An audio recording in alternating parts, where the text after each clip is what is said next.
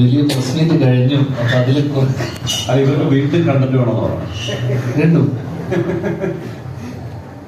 Sir പറഞ്ഞ പോലെ ഒരു ഒരുപാട് ഭയങ്കര നന്മയുള്ളൊരു സിനിമയാണ്. ട്രെയിലർ കാണുമ്പോൾ തന്നെ മനസ്സിലാവും ഇതൊരു വലിയ പ്രസക്തിയുള്ളൊരു വിഷയം.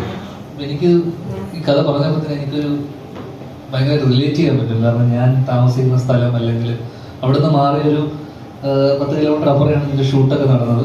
പിന്നെ രണ്ടാമത്തെ ഷെഡ്യൂള് പാലയിൽ. പ്രകൃതിയോട് ചേർന്ന് ജീവിക്കാൻ ആഗ്രഹിക്കുന്നവർക്ക് ഈ സിനിമ എനിക്ക് തോന്നുന്നു ഭയങ്കരമായിട്ട് റിലേറ്റ് ചെയ്യാൻ പറ്റും. അപ്പൊ എനിക്കിത് ഭയങ്കരമായിട്ട് പേഴ്സണലി എനിക്ക് ഭയങ്കര കണക്ട് ചെയ്യാൻ പറ്റുന്ന ഒരു സിനിമയാണ്.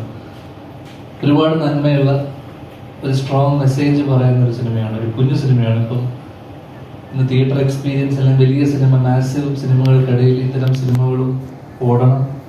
ഇത്തരം സിനിമകൾ ഇഷ്ടപ്പെടുന്ന ഒരു ഓഡിയൻസ് ഇവിടെ ഉണ്ട്. അപ്പോൾ ഇങ്ങനെയുള്ള കുഞ്ഞു സിനിമകളെ സപ്പോർട്ട് ചെയ്യുക.